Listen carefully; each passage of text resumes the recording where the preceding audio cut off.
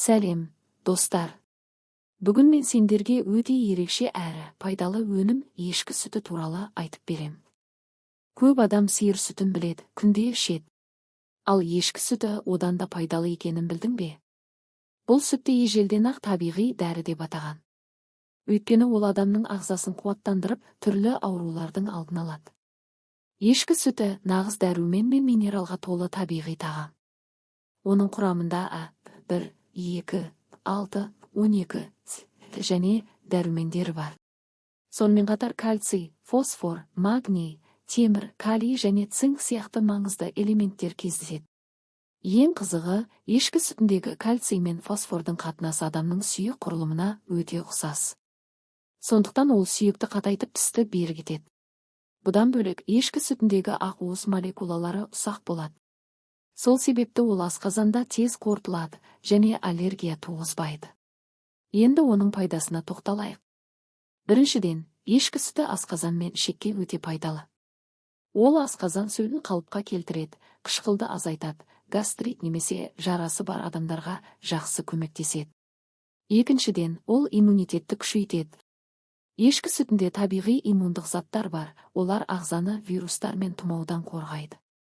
Қыс мезгілінде немесе әлсіреп жүрген кезде ішсең, тез күш жинайсың. Үшіншіден, жүрек пен қан тамырына да пайдалы. Ондағы калий мен магний қан қысымын реттейді, жүрек жұмысын жақсартады. Төртіншіден, сүйек пен тіс саулығын жақсартады, себебі онда кальций мен фосфор көп. Бұл өсіп келе жатқан балаларға, жүкті әйелдерге және егде адамдарға өте қажет.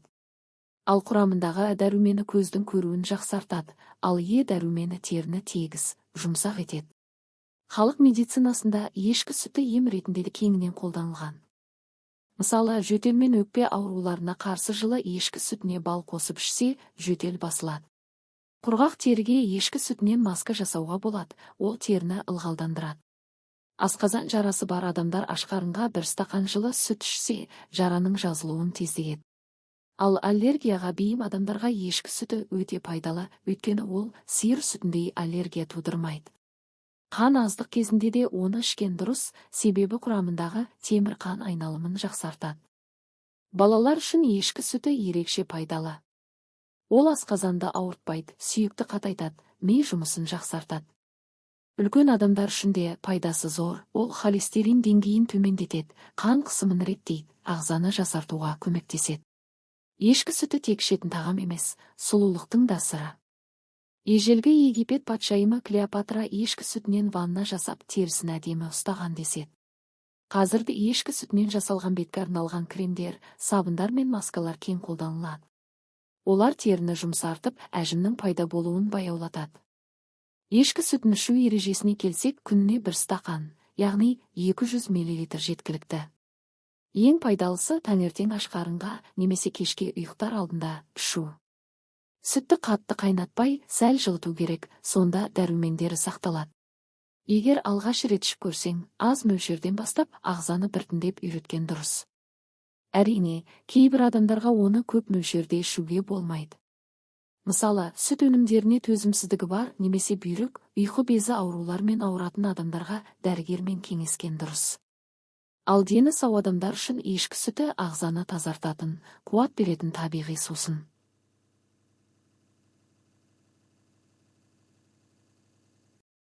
Көп ауылдарда әлі күнге дейін жаңа сауылған ешкі сүтін ішеді.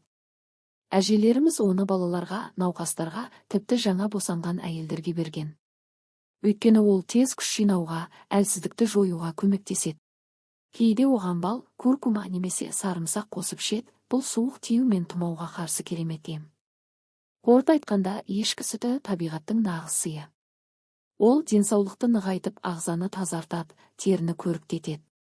Күн сайын аздап ішіп отырсаң, өзіңді жеңіл, сергек әрі күшті сезінесің.